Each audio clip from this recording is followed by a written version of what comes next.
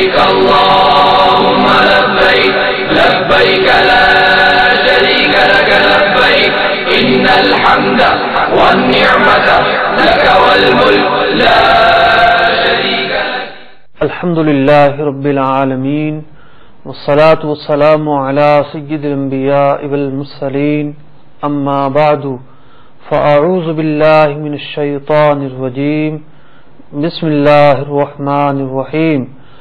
الصلاة والسلام عليك يا رسول الله وعلى آلك وأصحابك يا حبيب الله. الصلاة والسلام عليك يا نبي الله وعلى آلك وأصحابك يا نور الله. شیخ طریقت امیر اہل سنت درود و سلام کے فضائل میں لکھے گئے رسالے ضیاء درود و سلام میں 9ویں حدیث ذکر کرتے ہیں.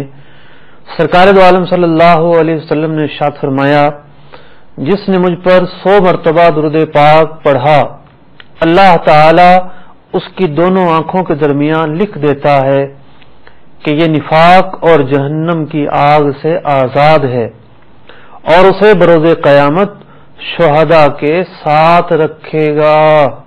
صلو علی الحبیب اللہم صلی وسلم وبارک علی سیدنا مولانا محمد معدن الجود والکرم وآلہ واصحابہ وبارک وسلم.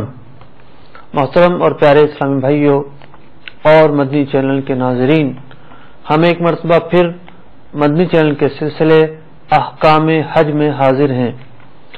اس سلسلے میں آپ نے اب تک حج کے حوالے سے بہت سارے احکام سماعت کیے. خاص طور پر احرام میں داخل ہونے کے لیے نیت اور اس کے احکام، تلبیہ اور اس کے احکام سماعت کیے. اس کے بعد وہ باتیں آپ نے سنی کہ احرام کی حالت میں جن کا کرنا حرام ہے.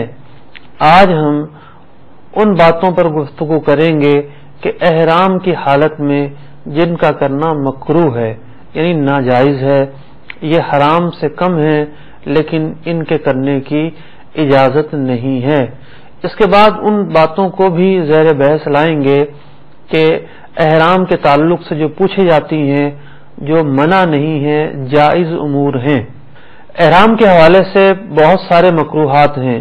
چنانچہ نمبر 1، جسم کا میل چھڑانا. جب بندہ احرام کی نیت کر لیتا ہے اور بے صلہ لباس پہن لیتا ہے تو جب تک وہ احرام کھول نہیں دیتا اپنے جسم کا میل نہیں چھڑا سکتا. اگر اسے کسی موقع پر ضرورت پڑتی ہے تو نہانے کی اجازت ہوتی ہے، مثلا غسل فرض ہو گیا، یا کسی خاص موقع پر مثلا عرفات کے دن غسل کرنا سنت ہے تو نہانے کی تو اجازت ہوتی ہے، لیکن میل چھڑانا یہ مکروہ ہے، اس کی اجازت نہیں ہے. نمبر 2، بال یا جسم صابن وغیرہ سے دھونا، کیونکہ ان کی غرض ہی ہوتی ہے کہ یہ میل چھڑائیں گی، لہذا بالوں یا جسم کو صابن کے ساتھ دھونا احرام کی حالت میں مکروہ ہے. نمبر 3، احرام چونکہ زینت کو منع کر دیتا ہے لہذا سر میں کنگھی کرنا احرام کی حالت میں یہ مکروہ ہے. نمبر 4، سر اس طرح کھجانا کہ بال ٹوٹ جانے کا اندیشہ ہو. کرتا یا شیروانی اس طرح کندھوں پر ڈال لینا کہ پہننے جیسا انداز ہو. مثال کے طور پر کسی نے شیروانی کی آستینوں میں ہاتھ تو نہیں ڈالے لیکن اپنے کندھوں پہ ڈال لی، اس طرح جس طرح پہننے کا انداز ہوتا ہے تو اس طرح ڈالنا یہ مکروہ ہے. ہاں اگر کوئی لپیٹ کر اور ایک کندھے پہ ڈال لیتا ہے آگے اور پیچھے تو چونکہ یہ پہننے کا انداز نہیں ہے تو یہ مکروہ نہیں ہوگا. لیکن اگرچہ کہ ہاتھ آستینوں میں نہ ڈالے ہوں لیکن پیچھے سے یوں ڈال لی کرتا یا شیروانی یا قمیض تو ایسا کرنا بھی مکروہ ہے. نمبر 6، جان بوجھ کر خوشبو سونگھنا. زینت کے جو بھی طریقے ہیں محرم جو ہے ان سے دور رہتا ہے، اسے اجازت نہیں کہ وہ ان طریقوں کے قریب جائے. اس بنا پر اس پر لازم ہے کہ خوشبو نہ سونگھے. اگر کسی جگہ سے خوشبو آ رہی ہے گزر کر چلا جائے، خوشبو سونگھنے کا قصد اور ارادہ نہیں کر سکتا۔ نمبر 7،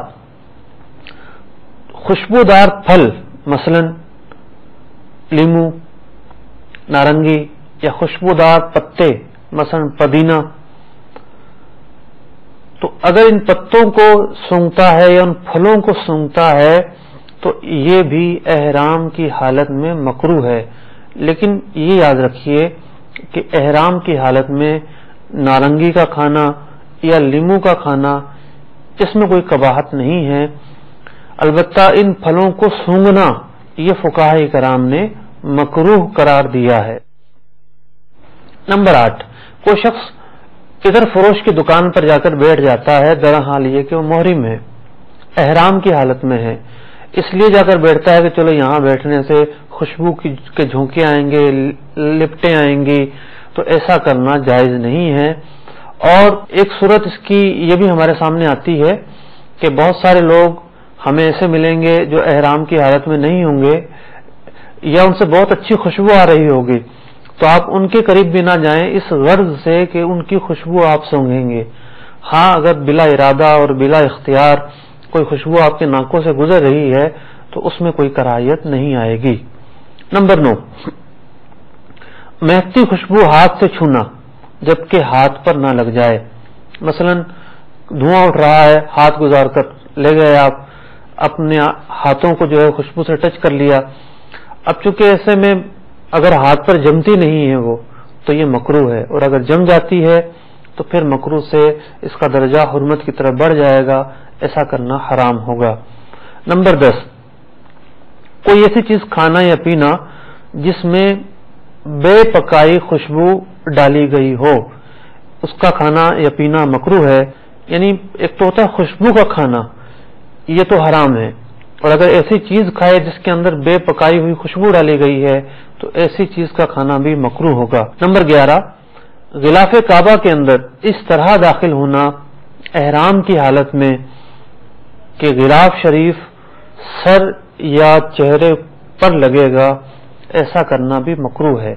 تو غلاف خانہ کعبہ سے محرم لپٹ تو سکتا ہے لیکن دو باتوں سے بچے گا، ایک تو یہ کہ اس کے سر اور چہرے پر کپڑا ٹچ نہیں ہونا چاہیے، اور دوسرا یہ کہ خانہ کعبہ کا جو غلاف ہے اس پر خوشبوئیں ملی ہوئی ہوتی ہیں، ان خوشبوؤں سے یہ اپنے آپ کو بچائے گا۔ نمبر 12، ناک وغیرہ منہ کا کوئی بھی حصہ کپڑے سے چھپانا یہ بھی مکروہ ہے، اس کی بھی اجازت نہیں ہے۔ شیخ طریقت امیر اہل سنت رفیق الحرمین میں لکھتے ہیں لہذا اگر نزلہ وغیرہ ہو جائے تو ناک کو رومال سے پہنچنے کی اجازت نہیں۔